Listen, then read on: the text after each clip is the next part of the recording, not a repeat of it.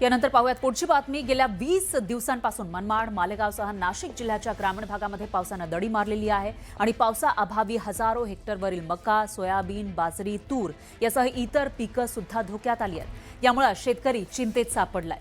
दरम्यान शेतकऱ्यांच्या बांधावरून या सगळ्यांचा आढावा घेतलेला आहे आपले प्रतिनिधी बब्बू शेख यांनी। मी आता आलो आहे मनमाड शहरापासून जवळ असलेल्या नागापूर गावातील एका मक्याच्या शेतात।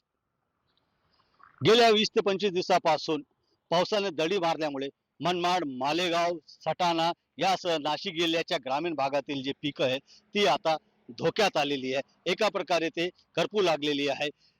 माझ्यासोबत बोलण्यासाठी शेतकरी आहे, त्यांच्याकडून जाणून घेऊया की त्यांनी कोणतं पीक लावलं होतं आणि आता पावसाअभावी पिकाची परिस्थिती काय आहे। काय म्हणाल भाऊ, काय तुम्ही लावलं होतं आणि आता पिकाची परिस्थिती कशी?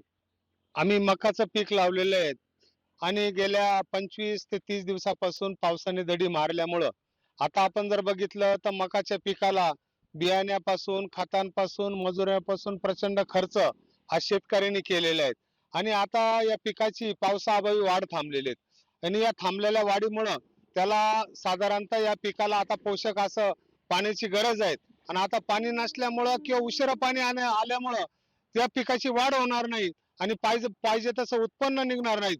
म्हणून शेतकरी आज रोजी तरी संपूर्णपणे संकटात सापडलेला आहे। सोयाबीन आहे, काही तूर आहे, ती भुईमुग होता आणि मका बी आहे। पण आता सगळं पावसाच्या अभावी राहिलेलं आहे, का पाणी कुठेच नाही।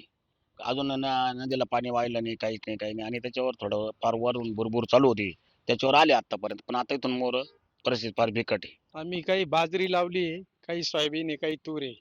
आता 2 महिन्याची पिकं झाले, पाऊस काही होत नाही, त्यांची भूक भागत नाही, म्हणजे पूर्ण करपून चालले। त्याच्यातून कुठलाही एकही रुपया फायदा होणार नाही शेतकऱ्याला।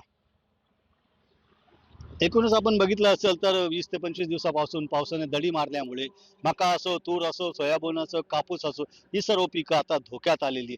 लवकरच पाऊस नाही पडलं तर ही पिके हातात जाण्याची शक्यता नाकारता येत नाही। त्याच्यामुळे शेतकरी जो आहे तो आता पुन्हा संकटात सापडलेला आहे। बब्बू शेख, न्यूज 18 मराठी, नागापूर, मनमाड।